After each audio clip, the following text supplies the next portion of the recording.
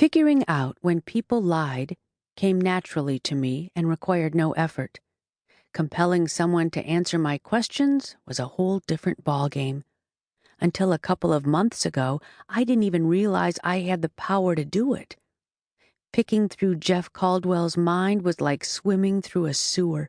He fought me every step of the way, his will bucking in panic, threatening to shatter his own mind in self-defense.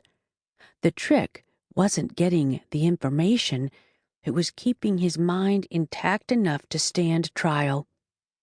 I'd gotten what I wanted anyway, and when I exited MII's building, a caravan of cop cars had taken off down Capitol Street, an urgent cacophony of sirens demanding right-of-way.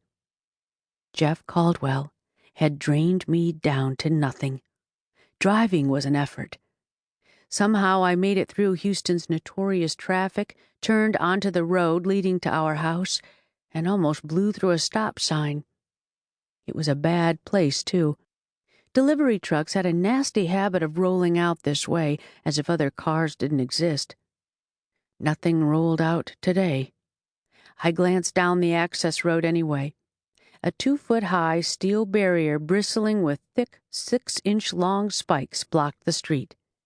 Judging by the indentations in the pavement, it could be lowered into the ground. If you added some blood and tattered cloth on the spikes, it would fit into any post-apocalyptic movie. The barrier hadn't been here a couple of days ago. The last time 2 trucks collided here must have resulted in some serious lawsuit. I yawned and kept going. Almost home. Almost. I pulled into the lot in front of our warehouse and parked my Mazda minivan between my mother's blue Honda Element and Burns' 2005 Ford Mustang. My cousin's ancient Civic had died a sad death a month ago when the descendants of 2 magical families decided to have words in the college parking lot. Their words involved trying to crush each other with 500-pound decorative rocks from the landscaping display. Unfortunately, their aim turned out to be crap, and they survived. Their families reimbursed us, and 5 other car owners, for the damages. Now a gunmetal gray Mustang occupied the Civic's former spot. No charges had been filed. In our world, magic was the ultimate power. If you had it, you suddenly found that many rules bent around you. I dragged myself out of the car and punched the code into the security system. The heavy-duty door clicked. I swung it open, stepped inside, and shut it behind me.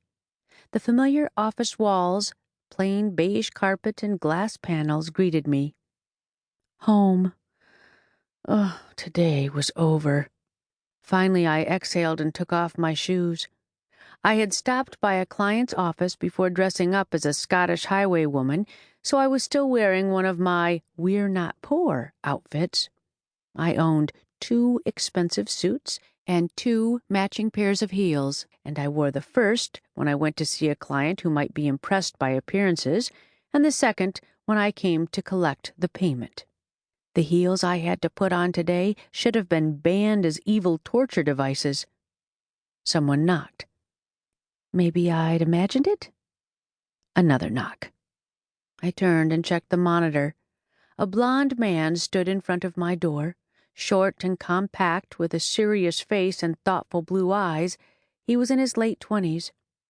A zipped-up brown leather folder rested in his hands. Cornelius Harrison of House Harrison. A few months ago, Augustine had strong-armed me into looking for Adam Pierce, a lunatic pyrokinetic with the highest magical pedigree. Cornelius had been forced by his family to play the role of Adam's boyhood companion, a role he had detested. Cornelius had helped me in my investigation. His older sister currently ran House Harrison. The Cornelius I remembered was clean-shaven and meticulously dressed. This Cornelius was still well-dressed, but his cheeks were rough with stubble, and an unsettling shadow darkened his eyes, as if he had seen something that disturbed him to the very core and was still reeling from the impact.